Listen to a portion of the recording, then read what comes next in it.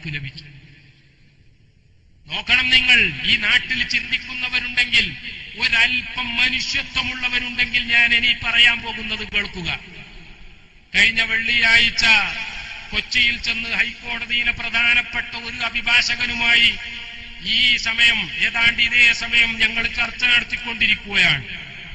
പ്രധാനപ്പെട്ട അഭിഭാഷകൻ ഷായറെ മുബാറക്കിനെതിരെ നമ്മുടെ മറുവിഭാഗം കൊടുത്ത പെറ്റീഷന്റെ കോപ്പി കാണിച്ചുകൊണ്ട് വായിച്ചു തന്നതിന് ശേഷം ഞങ്ങളുടെ കയ്യിൽ തന്നു. വായിച്ചപ്പോൾ ഞെട്ടിപ്പോയി പ്രിയപ്പെട്ട സഹോദരന്മാരെ. എന്താ മറുവിഭാഗം ഷായറെ മുബാറക്കിനെതിരെ കൊടുത്ത പെറ്റീഷനിലുള്ളത് എന്നറിയാമോ? ഈ മുടി ഒറിജിനലാണെങ്കിൽ പോലും ഇതിവിടെ വെക്കാൻ അനുവദിക്കരുത്. കാരണം ഇതുപോലത്തെ ഒരു മുടിയുള്ളത് കാശ്മീരിലാണ്, അവിടെ മുഴുവൻ ഭീകരവാദികളാണ് എന്നാണ് ആ കത്തിൽ പെറ്റീഷനിൽ അവർ എഴുതിയിട്ടുള്ളത്. എങ്കിൽ ഒരൽപ്പം മനുഷ്യത്വമുള്ള ആരെങ്കിലും എന്റെ ശബ്ദം കേൾക്കുന്നുണ്ടെങ്കിൽ നിങ്ങൾ ചിന്തിക്കുക, മറുവിഭാഗം എന്താ മനസ്സിലാക്കുന്നത്? കാശ്മീരിലെ ഭീകരവാദം ഉണ്ടാകാൻ കാരണം അവിടെയുള്ള ഹസ്രത്ത് ബാൽ അല്ലാഹുവിന്റെ റസൂലിന്റെ മുടിയാണ് എന്നല്ലേ ഇവന്മാര് പറഞ്ഞു വരുത്തിയത്? ഇത് കിട്ടുന്ന ജഡ്ജി അല്ലെങ്കിൽ ഇത് കിട്ടുന്ന വക്കീൽ അവർക്ക് ഇതിനെപ്പറ്റി അറിയൂലല്ലോ. ഒരു പക്ഷേ അത് ശരിയാണ് എന്നവർ ധരിച്ചുകൂടായികയില്ല. നിങ്ങൾ ആലോചിക്കണം, ഈ പെറ്റീഷൻ കൊടുത്തവൻ അവനെ പറ്റി എന്ത് പേരാ പറയേണ്ടത്? മുനാഫിക്ക് എന്നാണോ, യഹൂദി എന്നാണോ, സിയോണിസ്റ്റ് എന്നാണോ, നിരീശ്വരവാദി എന്നാണോ, മറ്റെന്തോ പേരാണോ? നിങ്ങൾ തീരുമാനിക്കൂ. ഞാനൊരു പ്രകോപനമുണ്ടാക്കാൻ വേണ്ടി പറയുകയല്ല. അമേരിക്കൻ ഉദ്യോഗസ്ഥൻ വന്നപ്പോൾ അന്വേഷിക്കണം, മാപ്പ് പറയണം എന്നൊക്കെ പറഞ്ഞല്ലോ. അമേരിക്കക്കാരൻ വന്നത് ഇതൊക്കെ മനസ്സിലാക്കിയിട്ടാ. കാന്തപുരത്തിനോട് മാപ്പ് പറയേണ്ടത് തന്നെയാണെന്ന് ബോധ്യപ്പെട്ടതുകൊണ്ടാണ്. വക്കീലിന് ഹൈക്കോടതിയിൽ കൊടുത്ത കേസിൽ ഈ മുടി ഒറിജിനലാണെങ്കിൽ തന്നെ ഇത് വെക്കാനോ സൂക്ഷിക്കാനോ അനുവദിക്കരുത്. കാരണം ഇതുപോലത്തെ ഒരു മുടിയുള്ള കാശ്മീരിൽ ഭീകരവാദം തഴച്ചു വളർന്നിരിക്കുകയാണ് എന്ന് പെറ്റീഷനിൽ ഒരു ഈമാനിന്റെ തരിയുള്ളവൻ എഴുതി കൊടുക്കാൻ പറ്റുമോ പ്രിയപ്പെട്ട സഹോദരന്മാരെ? അത് എഴുതി കൊടുത്താൽ ഇവന്റെ വിശ്വാസം എന്താണ്?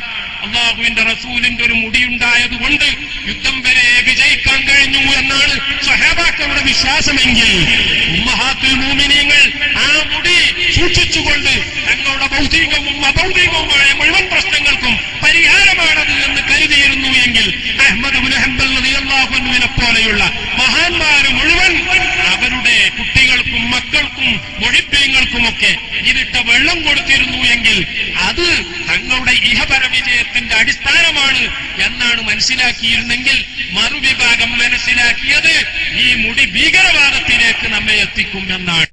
നഊദു ബില്ലാഹ്. മുർത്തദ്ദാകാൻ ഇനി വല്ലതും വേണം. ഞാൻ അവസാനിപ്പിക്കുകയാണ്. ബഹുമാനപ്പെട്ട കാന്തപുരം ഉസ്താദും മർക്കസും ലോകത്തിൽ എന്ത് ചെയ്തു അത് എല്ലാവരും മനസ്സിലാക്കി.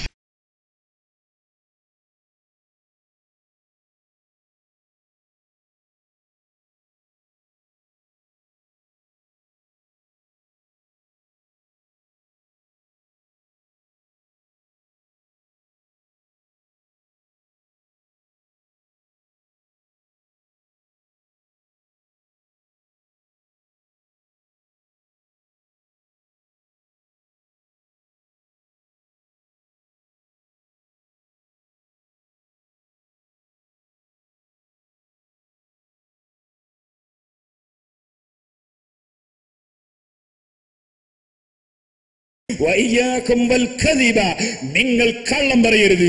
ഫൈനൽ കദിബ യഹ്ദി ഇലൽ ഫുജൂർ. കള്ളം തമ്മാടിത്തത്തിലേക്ക് നയിക്കും. ഫൈനൽ ഫുജൂറ യഹ്ദിയാകും വൽ കദിബ. നിങ്ങൾ കള്ളം പറയരുത്. ഫൈനൽ കദിബ യഹ്ദി ഇലൽ ഫുജൂർ. കള്ളം തമ്മാടിത്തത്തിലേക്ക് നയിക്കും. ഫൈനൽ ഫുജൂറ യഹ്ദി ഇലൻ നാർ. ഫുജൂർ നരകത്തിലേക്ക് നയിക്കും. വമാ യസാലുൽ അബ്ദു യക്ദിബു. അടിമ കളവ് പറഞ്ഞുകൊണ്ടിരുന്നാൽ വയതഹറൽ കദിബ. കള്ളം അങ്ങനെ ധാരാളം പറഞ്ഞു ജീവിച്ചാൽ അള്ളാഹുവിന്റെ അടുക്കൽ ധാരാളം കള്ളം പറയുന്ന കദ്ദാബിന്റെ കൂട്ടത്തിൽ എഴുതപ്പെടും.